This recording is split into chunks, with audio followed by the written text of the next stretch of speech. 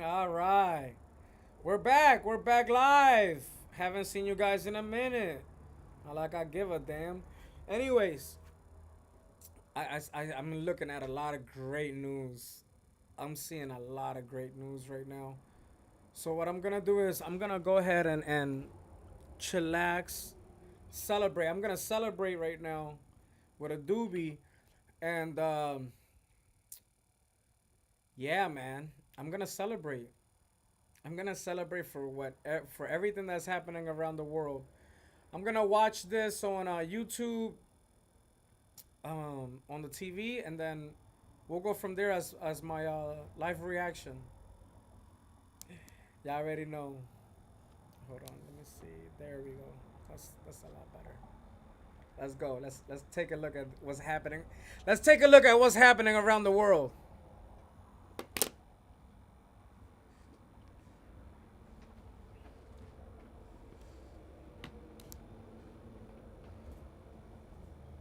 The bags are at the door,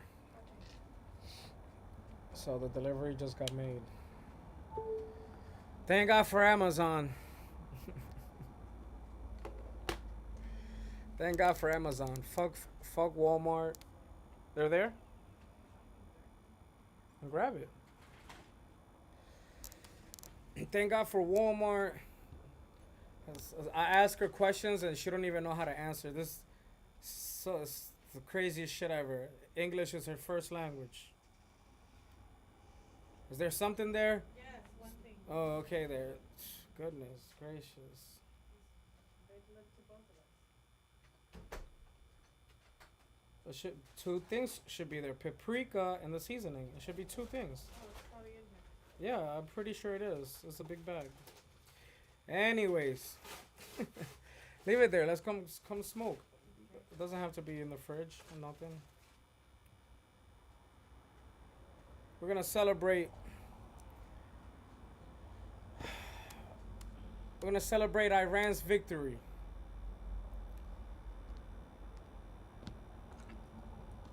This is Iran's victory or the start of World War III. You guys, you guys make a decision or make a choice. I don't know what you want, but let's go ahead and take a look at it. Why not? Here we go.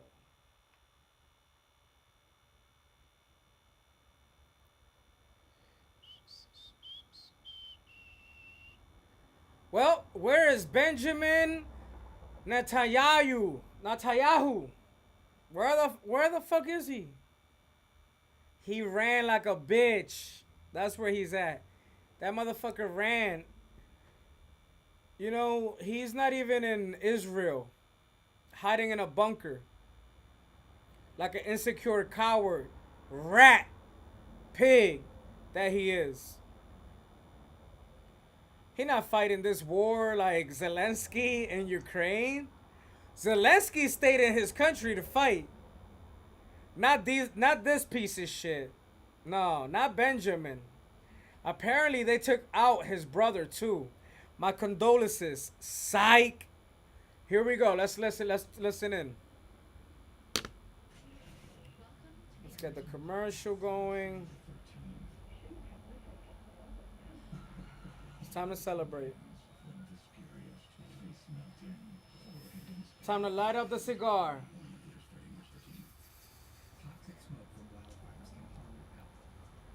Look how cute I am, America. I would have dimples if I wasn't so damn fat.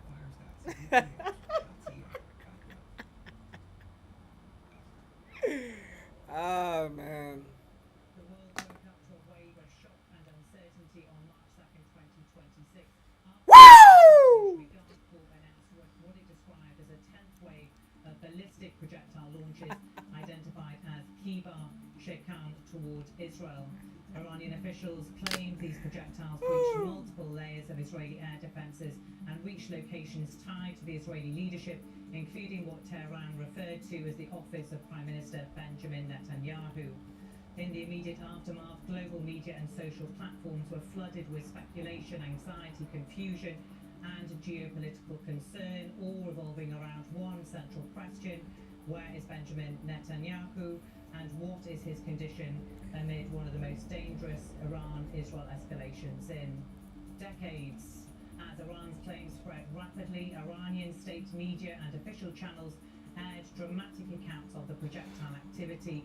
They asserted that a K-bar Shakam projectile had broken through Israel's highly regarded air defense network, a shield long seen as one of the country's strongest protections against incoming threats. According to several reports, Tehran also claimed that among the locations reached were the Israeli Prime Minister's office and the headquarters of the Israeli Air Force Command. With no immediate independent confirmation from neutral or international observers, those claims quickly fueled confusion, misinformation, and a surge of online rumours about Netanyahu's status. What has been more consistently reported by major outlets is that Iran's Revolutionary Guards launched a coordinated series of projectiles aimed at Israeli political and strategic infrastructure as part of an ongoing response to the large-scale joint Israel-US operation carried out against Iranian territory earlier in the week. That campaign, referred to in official accounts as Operation Epic Fury, reportedly focused on senior Iranian military and government-linked sites, including locations associated with Supreme Leader Ayatollah Ali Khamenei. Before the K-bar Shakam barrage, some US and Israeli sources suggested that Iran's top executive leadership had been severely impacted or rendered unable to function during the opening phase of that operation, though those claims remain disputed and not fully confirmed. As reports became increasingly saturated and the stakes rose, Israeli authorities responded with short, carefully worded statements. Rather than confirming major damage to the Prime Minister's office or addressing Benjamin Netanyahu's personal safety in direct terms, the Israeli Defense Forces focused their public messaging on national defense measures and emergency response. Sirens sounded across major cities, public shelters were activated, and defensive systems intensified as projectiles were seen crossing the skies above Tel Aviv and Jerusalem. With the government declaring a state of emergency, Israeli civilians were confronted with the immediate reality of strategic hits and the possibility that even senior leadership locations were under threat. In moments like these, governments often communicate in restrained language to avoid panic and preserve continuity. Against that, Go get me something to drink. speculation over Netanyahu's whereabouts intensified online. Iranian official channels and social media accounts pushed claims of a possible assassination attempt tied to the reported targeting of his office, prompting viral posts and clips that implied ice and uncertainty lemon, over the lemonade, Israeli Prime lime, Minister's whatever. fate. Yet those one-sided claims were not backed by neutral observers or established international media organisations.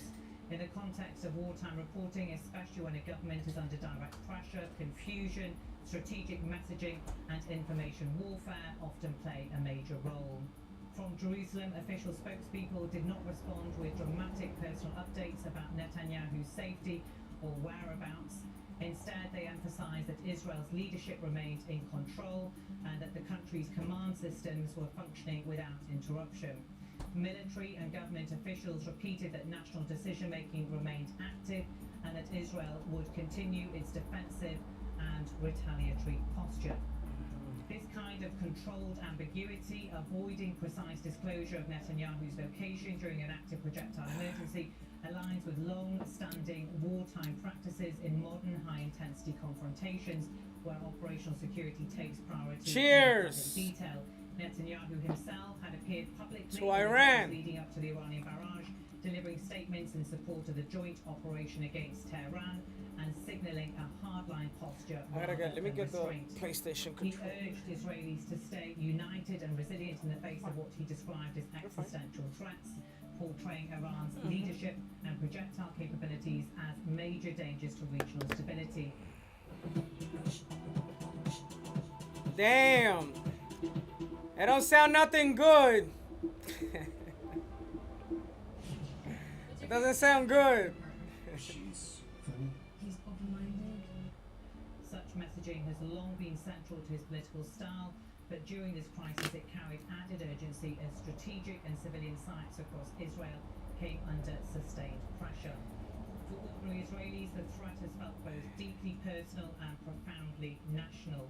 Projectiles have reached residential zones, public infrastructure and civilian spaces, incidents that unfolded in real time and were immediately shared across television broadcasts and digital platforms.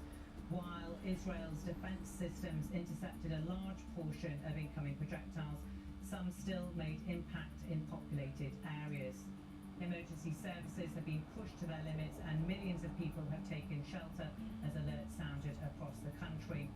The psychological strain has been immense. Decades of recurring regional tensions have left a deep imprint on the national consciousness, reinforcing how quickly stability can give way to fear and uncertainty.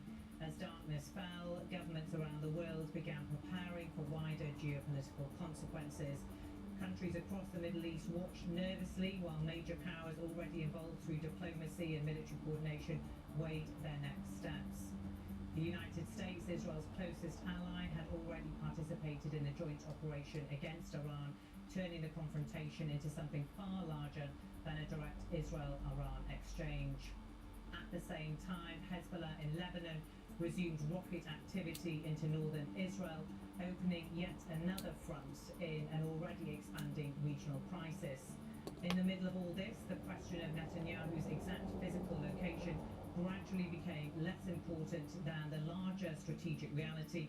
Israel's government machinery was still functioning, its leadership continued issuing directives, and the military command structure remained operational. Netanyahu's office and inner circle appear to remain engaged in coordinating national defense, maintaining contact with international partners, and overseeing emergency management, all the hallmarks of a leadership The moment, still this is intact. funny. References The moment in United official States bulletins gets of the Prime hit, Minister the president of were Mexico is gonna be specified like, location, I urge suggesting Mexicans a deliberate from effort Mexico reassure the to public while protecting leave the sensitive United States. operational features. This crisis represents a major The same way turning that the point in United long States be volatile like rivalry urging between the Israel and Americans Iran. For years, the two and the countries Middle have confronted East each other in to leave the allies, Middle regional East. allies, covert operations, intelligence That's just campaigns, gonna, and it's strategic gonna still maneuvers. gonna say the same But shit. direct ballistic projectile exchanges, especially those reportedly challenging sophisticated defense systems, I mark urge a new and all of highly my dangerous people level of escalation. to The leave. decisions taken in the coming hours and days may shape the Middle East security environment for years, if not decades. Ultimately, the question of where Benjamin Netanyahu is following these projectile incidents points to a broader reality. You see how The they just confrontation fired all is those missiles with ongoing. that vehicle? Israel's leadership remains active, though discreetly positioned, and the government's focus Iran. is not on optics, but on survival, Iran been preparing for a continuity, very and long time. That's why they kept their fucking in people fast-moving poor. conflict environments, certainty is often hard to They obtain, kept their people and competing poor narratives so can they spread could defend their quickly. country. A careful reading of credible reporting suggests that Netanyahu is neither missing nor confirmed dead. Rather, he appears to remain embedded within the operational core of a country navigating one of I already the told you most about the security cartel. crises in its modern The cartel is almost like the cartel's the Illuminati of Mexico. The United States has their own group, they just don't tell you. Then they have shit branched out. CIA, you know, FBI, all this other shit. Let me play the next one. Is there a next one? Yo, that Secret Service bullshit, you know? Uh-oh, here we go.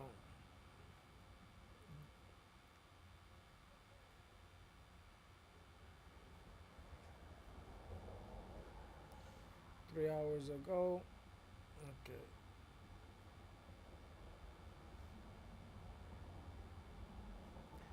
$47 ago. Let's look at this one. 3 hours ago. We're gonna take a look at this.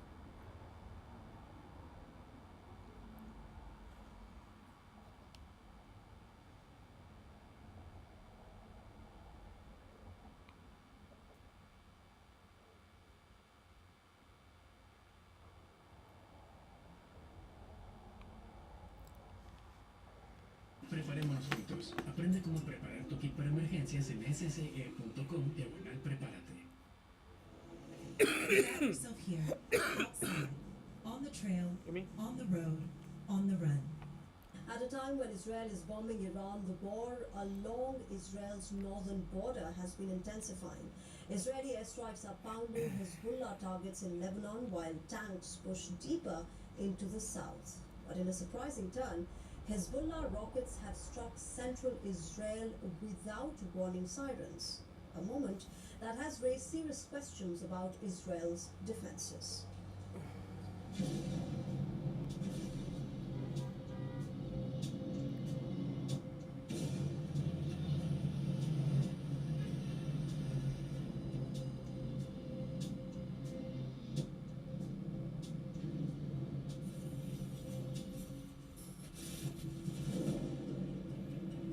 The skies above Lebanon are roaring with explosions.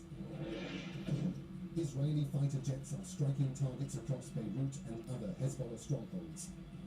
Lebanese residents describe the horror of the attacks. We were sleeping. At around 5:30 a.m., I was asleep with my husband. My son was still awake after coming back from work. The sound was indescribable. The fear is indescribable. Enough is enough. This is a nightmare. When will it end? We really can't endure it anymore. Suddenly, we woke up at 5:30 a.m. to the sound of aircraft, and suddenly they hit the area with 3 missiles. At first, we thought Bless it was you. a bit farther away, but then we surprisingly realized it was in our area, and this destruction happened. Artillery is firing across the border. Tanks from the Israel Defense Forces have pushed into parts of southern Lebanon as ground operations expand. Israel says the objective is clear: destroy the military capabilities of Hezbollah. But while Israeli forces intensify their offensive, something unexpected has happened on the other side of the battlefield. Rockets fired from Lebanon struck central Israel without triggering the usual warning sirens. The Israeli military has confirmed the incident. Air raid alerts failed to sound before the rockets landed. For a country built on rapid early warning systems, the moment has triggered serious concern. You're good? Israel's defense network normally detects incoming projectiles You and can kill it. alerts civilians within seconds. Take 2 more hits and put it out. Sirens give residents precious time to rush to shelters. This time, that warning never came. Security analysts say the rockets may have been launched at low altitude or from short distances, reducing detection time. At the same time, Israeli officials acknowledge another challenge. The military is struggling to intercept Hezbollah drones launched from Lebanon. Some of these drones fly low, change course mid-flight, and approach targets from unexpected directions. This makes them harder to track and intercept. Hezbollah says, in wake of attacks from Israel, it has no choice but to retaliate in self-defense. ووقف استهداف شعب Our goal is clear and specific: to expel the enemy from our occupied land, to stop its attacks and violations by air, sea, and land, to liberate the prisoners and return them to their families, to end the targeting of our people and their security, to ensure the unimpeded return of residents to their villages, and to rebuild their towns and homes. The counter-attacks from Hezbollah, along with Iranian counterstrikes, are making things complicated for Israeli defense forces.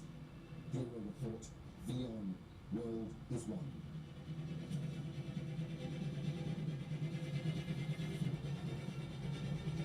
You see that, right? Do you know where Lebanon is?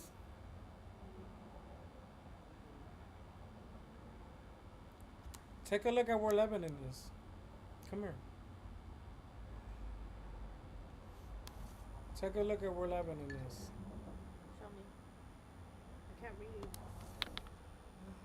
Look, look. Oh, okay, I see it. You see it? Uh-huh. So basically Israel is trying to take over the entire coast. Oh, okay. You see that? Yeah. They're trying to do what Dubai was able to, what the United Arab Emirates, they're trying to do how they built Dubai. That's what they're trying to do in Israel. Believe it or not. So instead of just maybe most likely even trying that, right? They're destroying everything from. They started at Gaza, right?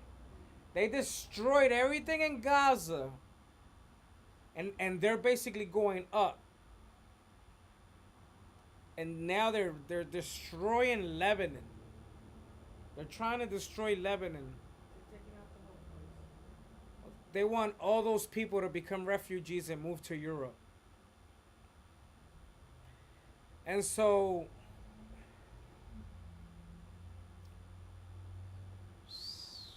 wow. That Cyprus, that island is controlled by the UK.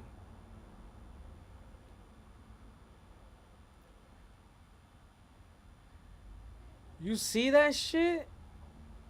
That's crazy. They're trying to control the whole coast from wherever Lebanon start all the way down.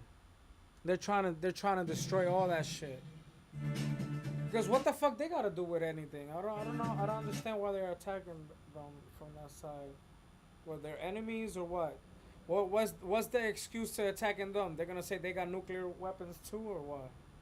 I mean, what are we talking about here? This shit make no sense. Yo, let's look at the next one. Ready? Raj, listen to this one. This is hilarious, yo.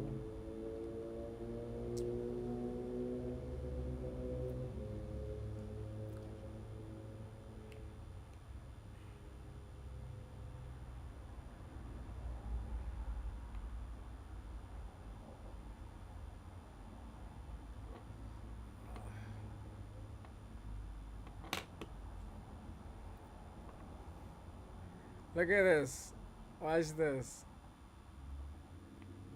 An ABC News exclusive. The FBI warning police departments across California that Iran could retaliate against the West Coast. This would allegedly be done using drone technology. ABC News has reviewed the alert from the end of February, and the alert said Iran planned to conduct a surprise attack using unmanned aerial vehicles specifically against California in the event that the U.S. conducted strikes against Iran.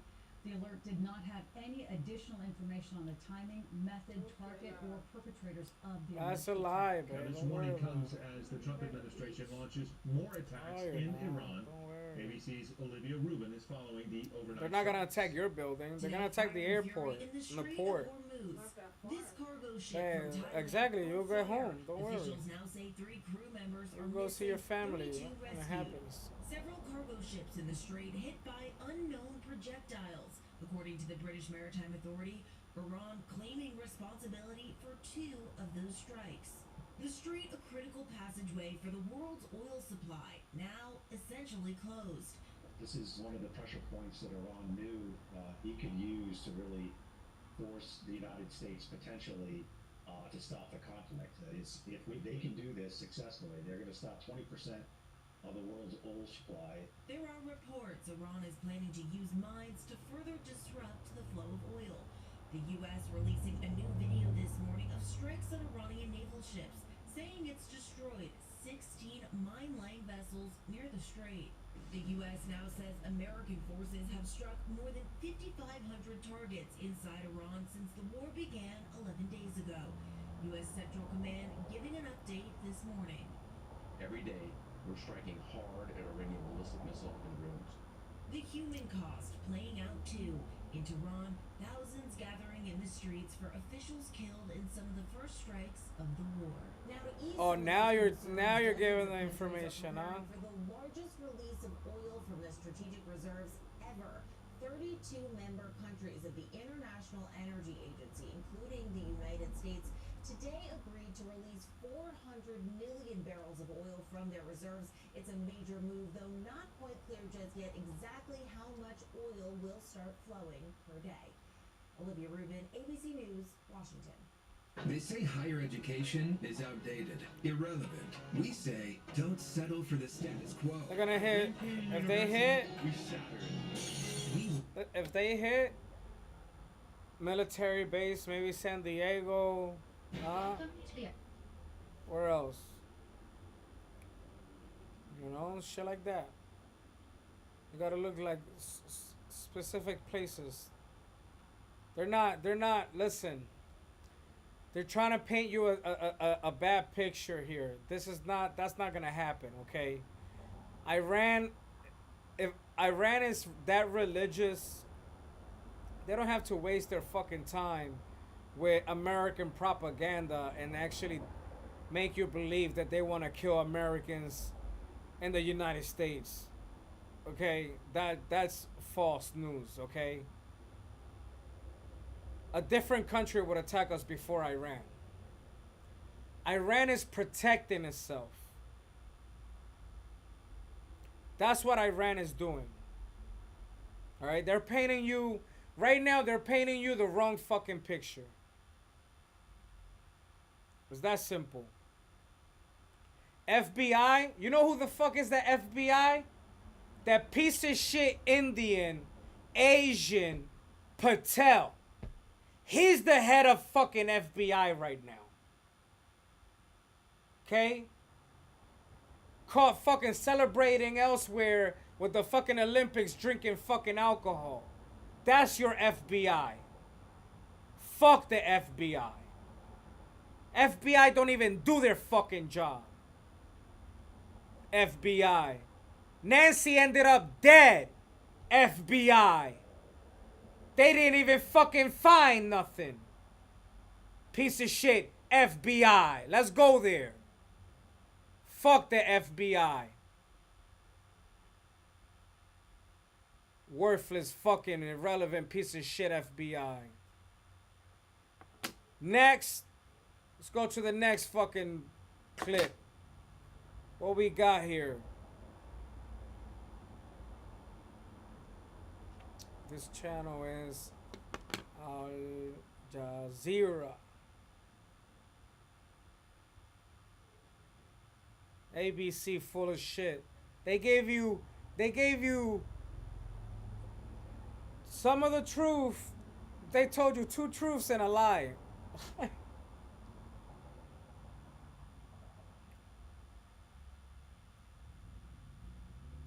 America. Where's it at? This one. We begin in Iran's capital, Tehran, with Al Jazeera's Mohammed Val. Mohammed, what's the... And don't be surprised. Bush got away in 2001 with saying, "Oh, we're at war with the 9/11."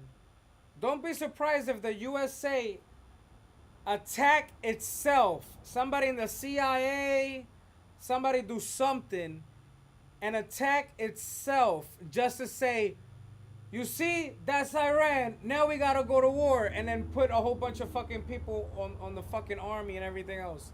They're gonna try to sell another fucking lie. IRGC saying on its operations... You're not gonna tell me that religious people that are just defending their country, that are not wealthy, they have power. They have power. They're not the people, the society, the civilization. They're not rich. They can't live a materialistic life the way Americans do here. They're not coming to fucking shoot war at us. Maybe in fucking the idiots. Statements they are saying that the time of retaliations is over and now it's full out war, because this is a stage at which the country has realized that its existence is at stake, and that there is no time anymore or occasion for talking about tit for tat operations. This is a time when Iran has to use every means it has to defend itself. So, I mean, the most outstanding thing there also in their statements today is that... You see that? Boom. You see that boat? That was hit by a drone. Right now, as far as the mines in the water that apparently they mentioned or they have mentioned of, I'm not too sure if I saw that in every news outlet. I think I've seen that mainly in the American media. I'm not too sure. I can't remember about this. See somebody. But what I'm gonna say is, if China was able to get theirs, if the report is true that China got their ship across with oil, with whatever, through there, and it did not get hit, whatever, what Iran is gonna do is they're gonna aim for boats that have to do with the U.S., or as far as the whole petroleum and oil going. They're gonna try to control that shit now. It's like they say, yo, this is shut down. Like, so they're gonna throw drones, to be precise. They're gonna fucking throw drones. That shit's gonna be crazy. They're gonna try to sink these boats. Watch. They're not playing games. Without the permission of Iran. Because they reported a boat getting hit by a drone. The IRGC sunk, said that they belong if I'm not mistaken, too. They are under different flags, but they work for the United States and Israel. They are related to those two countries that are waging an aggression on Iran. IRGC talking also about a new wave of strikes against the region, against targets in the region, including in Israel. In their 31st statement, Operation True Promise 4, the Public Relations Office of the Islamic Revolutionary Guard says 2 simultaneous and heavy missile strikes on the Al-Adiri helicopter base left a large number of American soldiers decimated and more than 100 wounded were transferred to the Al-Jaber and Al-Mubarak hospitals in Kuwait. So some specifics there about the number of casualties among American troops. The only way you see an Iranian out here in the United States take out revenge of is one of those little girls that they killed on the first day was probably a family member. In the base in Kuwait also talked about hitting at targets of security related targets inside Israel. All right, Mohammed, stay with us. Let's bring in Al Jazeera's Dmitry Medvedenko, who's live for us now in Doha. What more do we know, Dmitry, about those Iranian attacks on the Strait of Hormuz? Well, what we know is that in the past 24 hours, 3 ships have been hit. Now, specifically, let's talk about one of them, and that is the Thai-flagged Mayuri Nari. It's a cargo ship. All 3 are cargo ships. But what's special about this one, Adrian, is that it was not anchored. It was not stationary. It was moving. It was attempting to pass through the Strait of Hormuz at around 3 a.m. local time. So, as you said, Iran's attacks across the Strait of Hormuz, this is 14 ships altogether now, have effectively stopped traffic through the Strait of Hormuz, but not completely. So this ship was trying to cross the Strait of Hormuz, and it was hit by 2 projectiles hitting the engine room. 23 crew were on board. It called for help, and the Oman's Coast Guard helped save 20 of them, and 3 are still listed as missing, who are believed to be trapped in the engine room of the vessel. The 2 other ships one was flying a Japanese flag, and the other one a Marshall Islands flag. These were stationed in different parts of the Strait of Hormuz. They were anchored, and they got hit as also by 1 projectile each, and at the same time that no casualties or damage was reported. Let's go back to Mohammed in Tehran. As we saw from Tahir's report, there were funerals today for the leadership killed 12 days ago. The Iranian High Command clearly still holding out, Mohammed. Obviously, that's the case, Adrian, and what happened today, the ceremony of those funerals, is a message of defiance and a message of Iran's unity, and Iran is still standing on its feet. We have seen, I mean, the estimates are from a few 100,000 to a few million, and nobody knows the exact number, but it is a huge amount of people, and the fact that they are in the public square when bombs were falling right and left is exactly the gesture that Iranis wanted to do today, to send to the world that no matter what and no matter how the war is raging and how fierce or ferocious it is, Iranians are going to go out in their thousands and in their millions to show solidarity with their government and their martyrs. We know that the late supreme leader of the Iranian revolution hasn't yet been buried, and that's very significant because it's something that the Iranians here are talking about, and the meaning of that is that they want to do that in more favorable circumstances, because he deserves like a much bigger gathering of people, and security of those people has to be guaranteed. But today we have seen people going out in huge numbers, careless about their security, because their priority number one is to show that they are ready to sacrifice even their lives to show solidarity to their leaders and to show that Iran is still a united country and a defiant country. And Dimitri, in Doha, there were, by my count, at least 3 missile attacks, or at least interceptions over Doha throughout the day. What's been happening today across the Gulf? Well, let's start with Oman, actually, because this development seems to be the most significant one in the past 24 hours, where Iranian drones struck oil storage facilities in the port of Salalah. Some damage was reported. We've seen plumes of smoke and a fire coming from these facilities, although the Omani state news agency, quoting energy ministry officials, said that basically no damage has been done to fuel product flow in the country, and there is no impact on continuity of oil supplies. Oh yeah, the other way. I thought no, never mind. If it's that Jewish Benjamin guy, was in the United States, because that's the guy they're actually going after. But I thought that, I don't know. Petroleum derivatives. After this that guy's over incident, here. there was a phone call between Iran's president Masoud Could be hiding anywhere, and though. the Sultan of Oman, Haytham bin Tariq Al Sayed. Now, the Sultan expressed condemnation and disappointment in the attack, while the Iranian president said that Iran only targets countries who are hosting locations and bases from where attacks are launched on Iran, and any other incidents will be thoroughly investigated.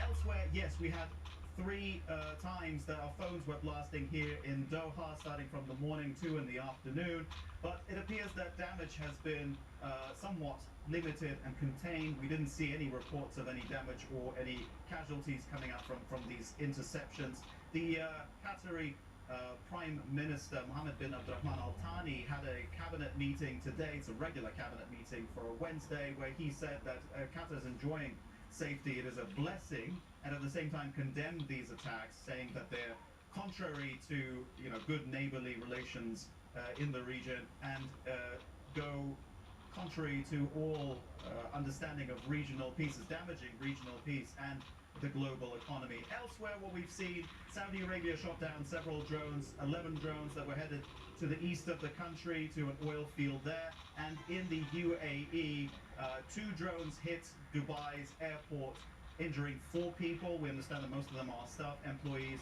And there was also a fire at Abu Dhabi's Old Airport, but the fire was contained rather quickly, Adrian. Dmitry Medvedenko in Doha and Mohammed Rana in Tehran, many thanks to you both. Take the next step in treating your moderate to severe ulcerative colitis with Entyvio, the only gut-focused treatment for UC that helps block inflammation in the gut and works right where you need it. Now is the time to talk with your doctor about the results you want, rapid response, and for many people, visible improvement of the gut lining. Infusion and serious allergic reactions can happen during or after treatment. Entyvio may increase risk of infection, which can be serious. Although unlikely, PML, a rare brain infection that can result in death, cannot be ruled out. What's the other one? There's another one around here. Let me see. See what scholarships you may qualify for. Visit gcu.edu/myoffers. What was that one, wasn't it? I doubt that my books are on the shelves of this hallowed institution. They aren't. This is college. You get to reinvent yourself. That's kind of hot around here. You're a bad boy. Let me see. Anything else recent? Let's find out.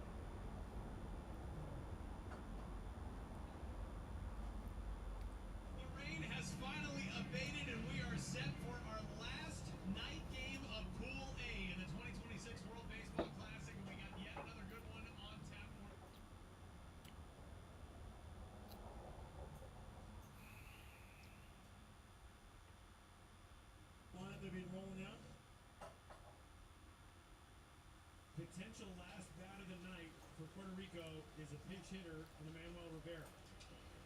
And a bouncer out to second. And Canada will head for its do-or-die matchup tomorrow afternoon on the strength of a 3-2 win over Puerto Rico. Yeah, well executed. Pitching was outstanding. Defense was rock solid. Oh, who's there? They got some big hits. How's that organizing? Well,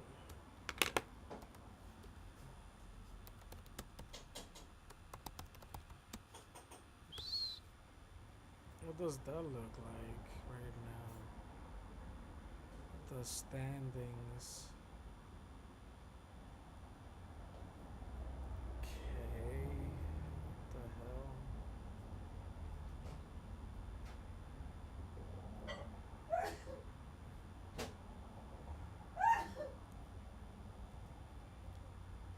Bless you, bless you. Okay, so where's the schedule at? They just said they had to play. So Wednesday today? Canada versus Cuba. Damn. That's live right now. I'm about to try to. Anyways, let's see what else we got here.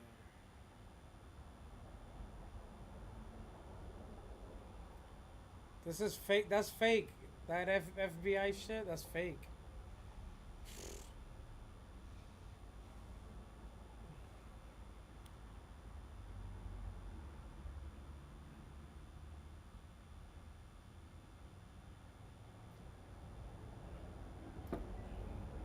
They will attack the UK before they attack the US. Which technically they probably already have.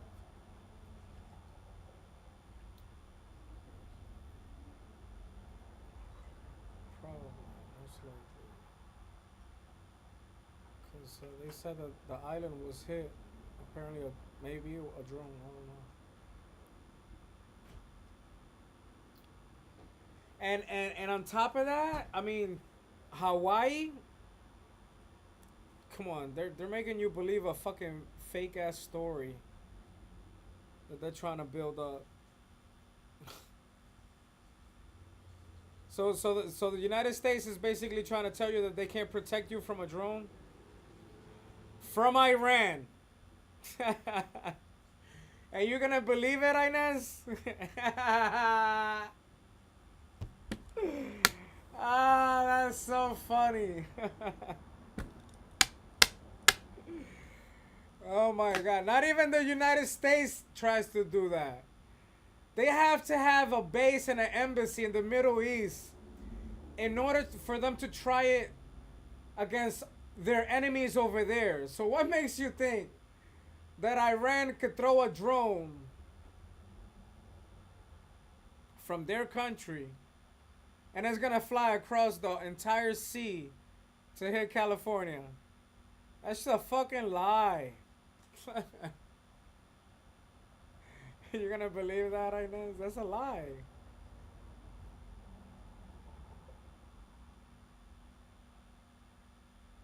It's gonna be it's gonna be an inside job. They're gonna somebody is gonna try to pull off a 2001 scheme, and that's pretty much.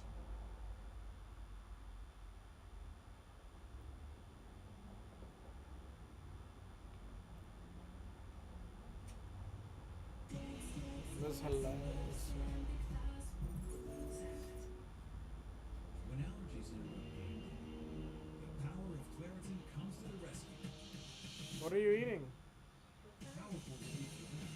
Peace of mind for you. Oh. Dye, sugar, and alcohol free. Progressive journalist and friend of the show, Mehdi Hassan, returned to Piers Morgan Uncensored to talk with Piers about Isn't Donald there Trump's avocado? disastrous war with Iran. And in the clips I'm going to show I you, forgot. not only does Mehdi Should've got more brutally with humiliate avocado. Donald Trump on a wide variety of issues, he forces Piers to publicly concede on many of them as well, which makes it even more humiliating for Trump. But before we unpack all that, if you end up liking this video and you want to support the channel, please be sure to hit the like, subscribe, and alert bells before you go. Alright folks, I want to start with Piers' monologue before he introduces Mehdi, because again, he is increasingly critical of Trump's disastrous war with Iran. For those who instinctively oppose war on the cost and far more importantly the cost of human lives, there's a lot to be frustrated about right now. The case for war, to the extent it's been made at all, has shifted repeatedly. It's hard to imagine an abrupt end with a mission accomplished when the mission is undefined. It's hard to see how Iranian protesters or the wider region will benefit at all from regime change when at this point they haven't even changed the Ayatollah's name. President Trump has yet to explain what exactly happened to his firm stance against war. If his legacy-defining gamble in Iran does not pay off, if the new Iran is much like the old Iran, his successors could pay a huge political price. But just as the president has not made his case from the outset, giving him a clear yardstick to measure his war against. So again, and then he goes on to complain about the Democrats. We'll talk about that a little later. But it's good for Piers, who is a long-standing friend and close friend of Donald Trump, is criticizing him in this way, because to the extent that Trump will listen to anybody, to the extent that that's possible, it will only be possible from a friend. So, Mehdi joins the show, and Piers asks him to weigh in on some of this, and we can jump into this first clip here. What is less easy to understand to me is President Trump and his willingness to go along with this right now. It seems to me an extraordinarily huge gamble by Trump, because you have the midterm elections coming in November, and they were already looking perilous for the Republicans. You know, most incumbent presidents get a whacking in the midterm. It's more likely than not he would have lost the House anyway. But there's a higher likelihood right now, many people think in Washington, that the Republicans could not just lose the House, but might lose the Senate as well. And that will lead to a cascade of attempts to impeach Trump, and he'll be powerless, he'll be the worst kind of lame duck president imaginable. He has no control over anything. And he's predicated his whole presidency when he campaigned on, I'm not going to get involved in foreign wars, I'm going to stabilize the economy, I'm going to sort out inflation, all this stuff. And yet here in one fell swoop, he has caused economic mayhem, which they must have known would happen. Yes. Because I want to stop right there. That's huge. So Piers concedes that Donald Trump has caused economic mayhem. Not that it's happened on his watch, not that it's the unintended consequence that Trump could not have possibly foreseen. He says, cause and effect, Donald Trump is destroying the American economy. And he is correct. And that is a major escalation in Piers' criticism of Trump. So clock it. Let's continue. You're attacking a country that controls the Strait of Hormuz. He has caused extraordinary instability in the Middle East, in the sense that by doing what he said he wouldn't do and attacking another Middle Eastern country, dragging America into that war, it's provoked Iran into attacking all the neighboring Gulf states, who are enraged by that and will be, of course, blaming Iran predominantly, but also probably looking at America and saying, was this really a smart move to do this right now? I'm trying to work out how this is a good moment for Trump politically or economically, and the two are wedded, I think, to do this. Never mind anything else, never mind whether it's legal or anything else, just the politics of it make little sense to me. Okay. Now we're going to hear from Mehdi in just a second, because Mehdi's response is pretty brutal, and I love it. But again, this is huge, folks. Again, whether we like it or not, Piers Morgan has a very big platform, and he's able to pull in a lot of key figures in either politics, professionally, or political commentary in general. And he is a friend of Trump's. And so when he is increasingly critical in this way, it is kind of a bellwether, because Piers has been a bit flexible with respect to his principles on Trump before. After January 6th, for example, or actually, quite frankly, after Trump refused to concede the 2020 election, so a few months before January 6th, Piers was increasingly critical of Trump on his Good Morning Britain show. And then after January 6th, he was dropping one Daily Mail op-ed after another about how Trump was insane and morally reprehensible and a lunatic, irresponsible, and authoritarian, should be removed from power. But of course, time heals all wounds, and over time, I think Piers astutely recognized that Trump had a lot of political fuel left in him, and so he was able to sweep all of that under the rug, or as much of that as possible. Much like Scott Jennings, not quite as bad as Scott Jennings, but, you know, kind of in that vein. So Now that Piers is again increasingly critical of Trump as the midterms approach, and he's predicting a total Trump wipeout, this is a big deal. And it suggests that Trump is further, that he's not just losing support among independents, but also some of his biggest supporters and closest friends. Now, with that in mind, let's hear what Mehdi has to say. He's always been his own worst enemy, Piers, which is why those of us who are opposed to Trump, and I know you're not, but I am, have always been appreciative of the fact that he's a very incompetent authoritarian, he's a very incompetent leader, in that if he was a smarter leader, we'd be in much more trouble in the US right now. He'd be able to get his agenda through much quicker, to my great consternation. So I appreciate the fact that he's surrounded by incompetence, even when he's executing a war of choice. In terms of the elections, I agree with you. I think he's made the midterms much harder to win, which is why they're doubling down now on voter suppression. They're trying to pass the SAVE Act. You saw Piers him threatening that he won't pass any other legislation. He won't sign a single other bill until his beloved SAVE Act, which is basically a voter suppression bill, goes into office. He's not ruling out having ICE agents surround the polling stations as a form of voter suppression as well. So they know they're in trouble at the midterms. Rather than change course, they would try voter suppression instead, which is the Republican way. The economy is we're only looking at the beginning of the economy tanking, because he already had the fallout from tariffs, the jobs news, the really bad jobs news that came out a few days ago. That was pre-Iran. So we're looking at a really bad shape in terms of economy. And when you And I want to say this right here. Again, we just did a video, at the time of recording, we just posted a video about how the Trump administration's Department of Energy is projecting that gas prices, which are skyrocketing personally and single-handedly because of Trump, will not resume to their pre-war levels, will not drop to their pre-war levels until mid-2027 at the earliest. So if those projections are correct, and again, it's coming from the Trump White House, so you would think they would have every incentive to not make those projections. That means the economic pain won't just be temporary, it will last for at least another year. And that's absolutely going to incense the American people, and the Democratic Party has an obligation to make sure every fucking day, with every combination of words, that the American people associates that political pain with Trump and Trump's personal decisions and Trump's party. say everyone knew about the Straits of Hormuz, I think you're overestimating your friend. He's not very smart. The people around him are not very smart. Everyone knew this would happen, but maybe they didn't. I mean, Trump was saying last week, I didn't realize Iran would attack the Gulf in this way. Why not? What did you think Iran was going to do when they were attacked? Is he going to hit US military bases in the region? And the Emiratis, you spend a lot of time in the UAE, one of the most loyal American allies, one of the most pro-Israel Muslim majority countries.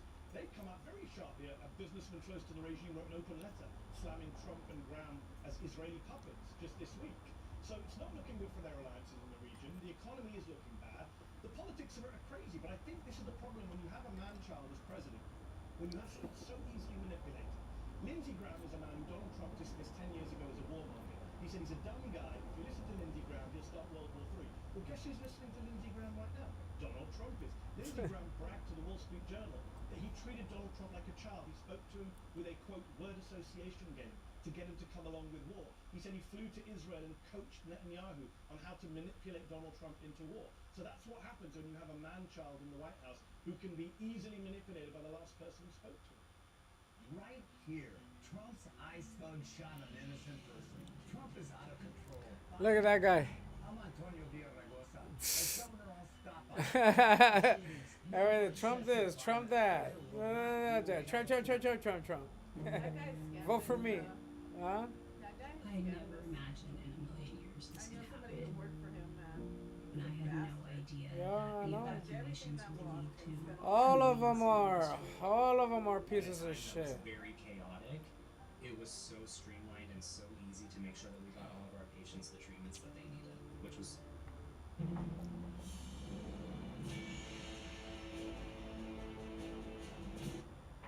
Love it.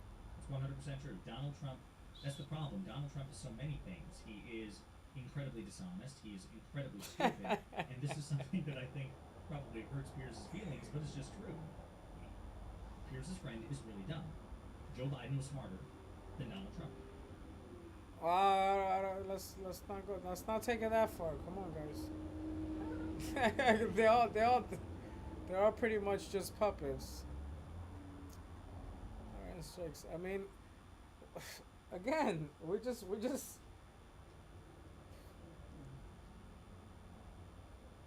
We funded a war in Ukraine against Russia that's still not over.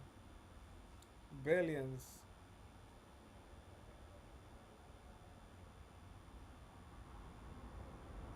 Now we're spending more money on war. Oh my god. Cachapas.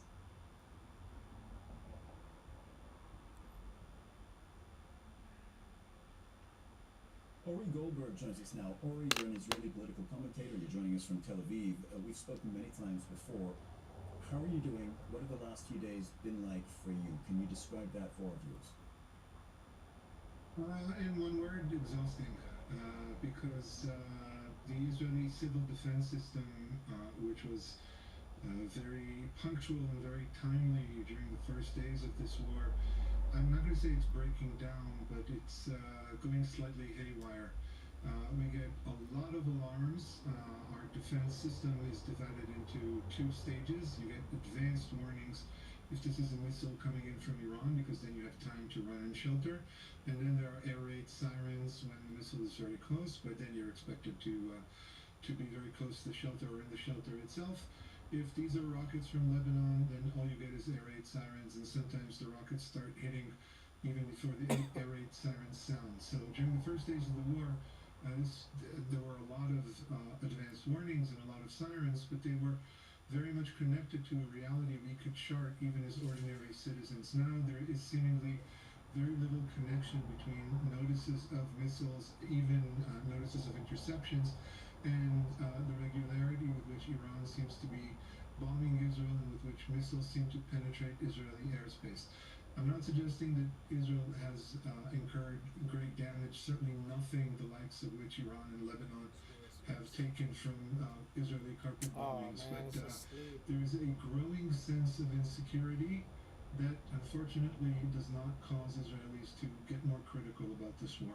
So we understand daily life, therefore, is sort of paced by all these alerts that you're getting and by going near the shelter and then inside the shelter. So what is open or closed, what is working or not working in Israel, you know, whether it's schools, shops, offices, in terms of daily life? Schools and universities are closed. Public institutions have yet to come up with a sustainable formula because the situation keeps changing. In principle, people who work in the public sector are expected to return to work, but no sort of arrangement, no sort of compensation has been settled for the days they miss, but also for those who have to stay at home with kids who have no schools. As far as businesses go, it depends on the business owner. There are limitations on the size of gatherings, but restaurants can open, cafes can open, stores are open generally. Supply chains are still running. Israel is not under that heavy of a barrage, but again, it's not a state of chaos, but it's a state of, let's call it simmering semi-chaos. And it can erupt at any time. Should there be a chance of further escalation, Israelis will crowd supermarkets with panic shopping. I think the most important aspect of life here now is that everybody has a very clear idea that this is not going to get better anytime soon.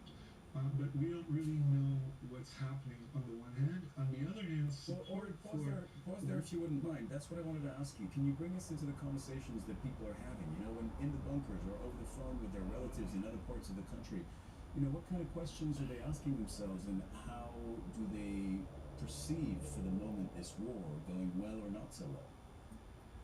It's one of the $64,000 questions. It depends on who's part of your feed. If you're surrounded by people who are like-minded, then there's a chance that you might be of the opinion that this war is a transcendent, divinely inspired victory.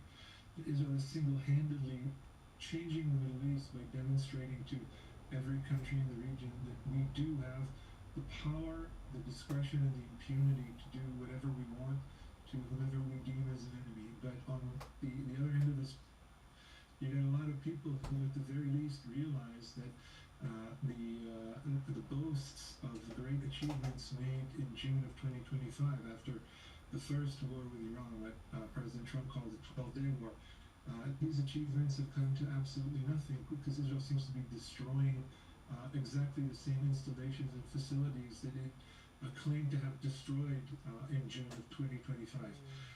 So you have a lot of mistrust as well. You have a great sense of unclarity. We just don't know where this is going. We don't know what the point is. Again, I'm sad to say it, but it's true. The great majority of Israelis care very little about the damage to the countries that Israel is attacking, about the civilian casualties, about the destruction of infrastructure in ancient history, and about the displacement of hundreds of thousands of people. That is simply seen as part of the horrors of war. And hey, look at us, we're not getting a good night's The sleep. NBA standing is looking. So we're Let suffering me see, as well. March and April. A Oh, lot right of around the Israelis, corner. while they do Playoff not time. like the way this NBA war is standing managed, is or looking they like just what know where right this now? war is going. They support the war in principle, and in that sense, this is no different from Israel's genocidal campaign in Gaza. Ooh. People don't like it, but people can't see an alternative to it. What kind of media diet and information diet are you getting? Because I know that in normal times in Israel there are military restrictions on what can be reported or not reported if it's about one of Israel's ongoing conflicts. In this situation, what are you seeing, and are you getting the information that you need? Sixers could climb to like 5. Simmering semi-chaos. There are a lot of restrictions on official media channels. You can show sometimes scenes of the impact, and you can report numbers of casualties, but usually after a rocket or a missile actually hits Israel, then you have reporting from the scene. You have an immediate description of how many people died or were injured, but there's very little follow-up because one impact arena chases another, and Israel is under continuous attack. Now, take for example the issue of whether the number of missiles being launched at Israel from Iran has grown, has increased or decreased. In absolute terms, perhaps there are less missiles being launched. We don't know how many missiles there are in one salvo. But in terms of completely disturbing and obstructing any semblance of stability in Israeli daily life, Iranians don't have to fire. I'm about to go get something to eat. I'm They gonna end the need to live. launch a Peace. certain number of missiles at certain times of